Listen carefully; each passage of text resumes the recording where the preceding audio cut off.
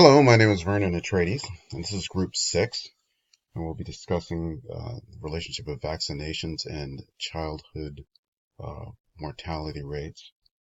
Um, this is part of Group 6's presentation, and I'll be speaking on the behalf of myself, George Bailey, and Rob Meek. To begin with, this is our dashboard.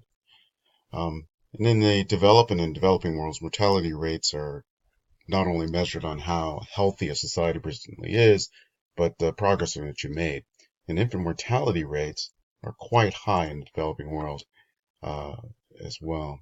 And since 1999, with the creation of the Global Alliance of Vaccinations and Immunizations, or GAVA, a concentrated effort to raise immunization in poor countries. Over the past few years, in many of the developed countries, there is a anti-vaccination sentiment and in organized groups to oppose children being immunized. And unlike developing countries, according to Milton and Mercer's work in the Cognitive Obstacles of Pro-Vaccination Beliefs in 2015, where they noted that with cultural attraction theory and the epistemic vigilance interference with the delivery of vaccination was really the reason why there was problems in those developing countries, where developed countries tend to have more of a complex defensive stance.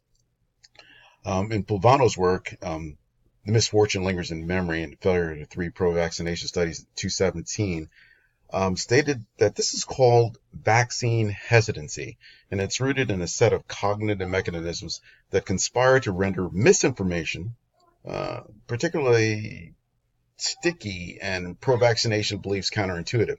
And combining with his work in Brighton in 2015, it involves a multitude of emotional, social, even magical, and cultural political factors. And lastly, there's public information campaigns that are currently active, and they're designed to dispel erroneous vaccination beliefs that catch fire over social media platforms that often overlook these factors and have limited or even unintended opposite effect. So regardless of the fact-based evidence to the contrary, this particular group is not swayed. So science has very little persuasive ability. The following storyboards illustrate how immunizations relate to childhood mortality and in regards to developing or poor countries to that of developed countries. We're going to switch over here to the first. We had childhood immunization rates by country and vaccination type. The first board demonstrates a geolocation map with each individual country's immunization rate. Upon hovering over any of the countries, you can see its identified name, its corresponding latitude and longitude for location, and its median rate.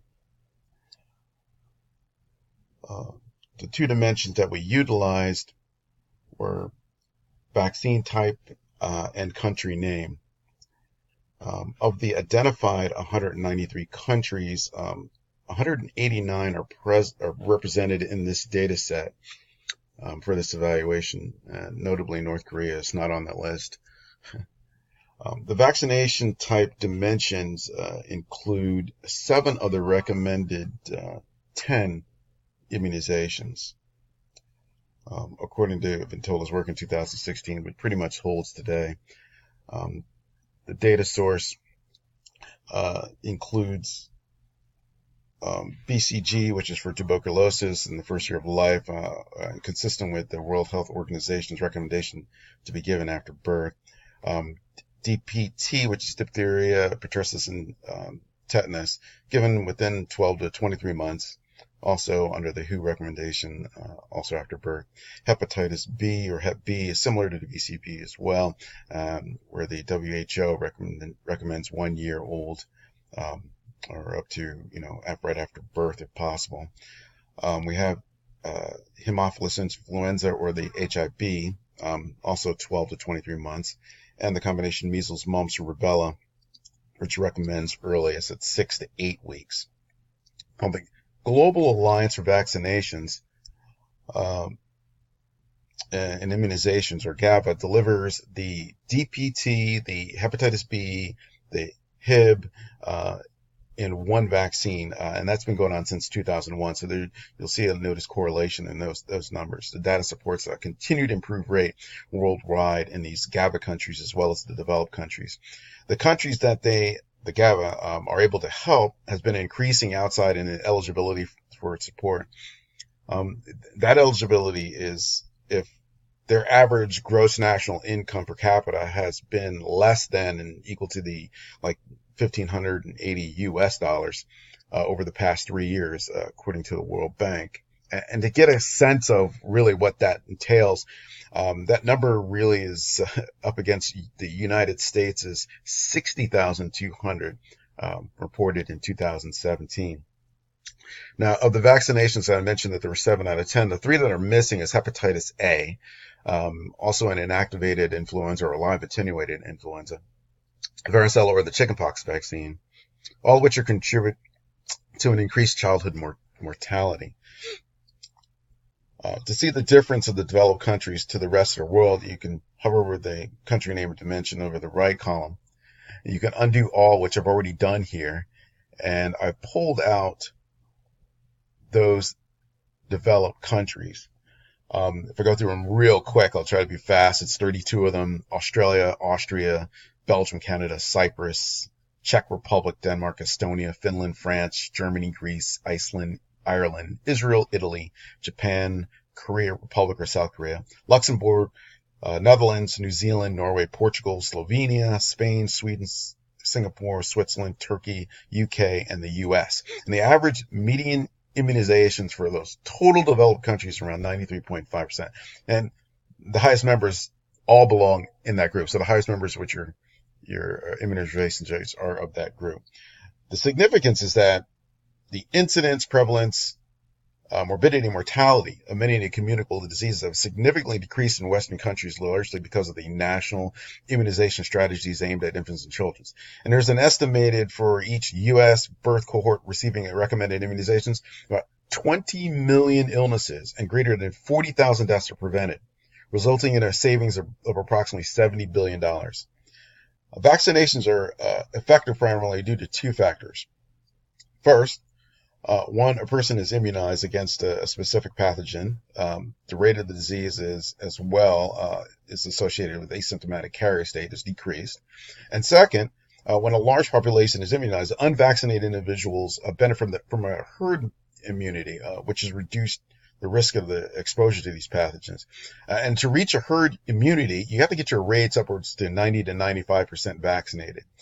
Consequently, child's health has improved, and the quality and the length of their lives has also increased. Now, I mentioned the herd immunity because you'll see a lot of these rates up in the 90s. So apart from the outbreaks similar to like the measles that started in Disneyland in 2015 and most recently in New York City in the CETA community, anti-vaccination trends appears to have, gains or appear to be like comparing grains of sand on a beach. Therefore, as a result of the availability of vaccinations and the most vaccine-preventable diseases that have been health threats for centuries, they're experiencing a dramatic decline in mortality and morbidity. Moving on to our next storyboard, childhood mortality rates per 1,000 by country and year. Similar to the previous one where it's geolocated, you can hover above and determine what the items are. Again, considering that there was a possible decline secondary to anti-vaccination sentiment a decline in immunization secondary to the anti-vaccination sentiment in developed countries. We parse them out years after GAVA started. So in other words, if you take out from 1999 and you one by one remove them, what you'll see, and I'll mention it in developed countries, and they also follow that same trend, that Canada's mortality rate in 1998 before GAVA would take effect was 15.7.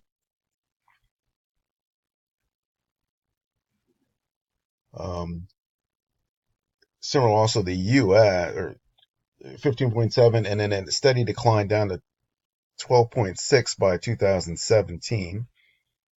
The US started at 17.3 and declined down to 14.3. Spain is just a few of these developed countries I'll mention. Spain is 14, what it started 1998 and down to let me get my fingers here. Down to 11.1. France started at 7.9, down to 5.8. It's one of the lowest of the developed countries. Iceland was at 11.4 and down to 8.8. Turkey was at the highest of it, 136, down to 100.9. And the UK started at 17 and down to 12.3 when you compare the mortality rates per thousand. So that's quite an improvement. It just so happens that all of the developed countries had sustained and sequential drops every year for the past 5 years. Also, the Global Alliance in Vaccinations and Immunization was to improve vaccinations for the poorest countries in the world. The developed countries all have long-standing policies and strategies to implement immunization for well-being. The above comparison of developed countries to GABA influence was not to show the effect of influence, but how the developed countries fared with the increasing anti-vaccination sentiment after GABA was initiated. The two factors that do not bear relations to each other, so that's not the issue. That being said, the data does not support a diversion for the decreasing childhood mortality rate.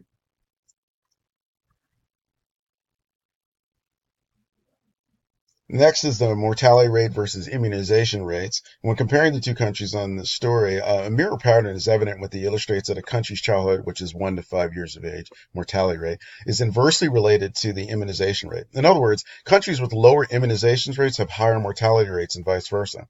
If parsed out, the developed countries display the same visual trend, but with less variation. This well-perceived notion is consistent with the data.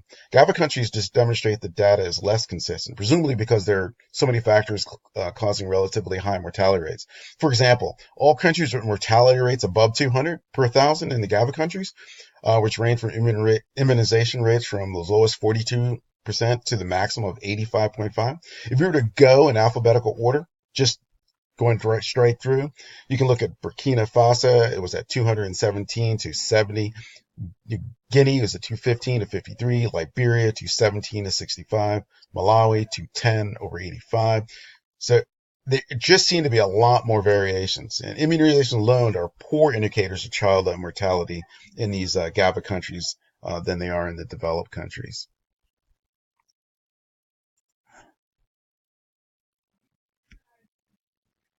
All right, moving on. Child mortality rate versus immunization rate by year in the United States.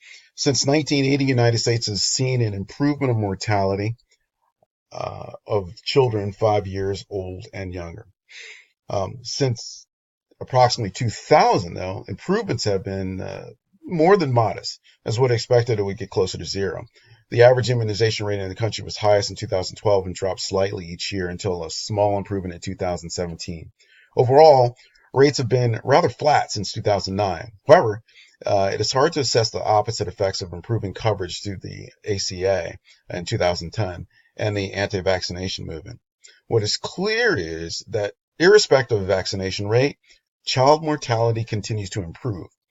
Again, recognizing that the mortality rates are multifactorial, they may correlate well with immunization rates without being completely concordant. And this ends our presentation, and I hope you enjoyed it. Thank you.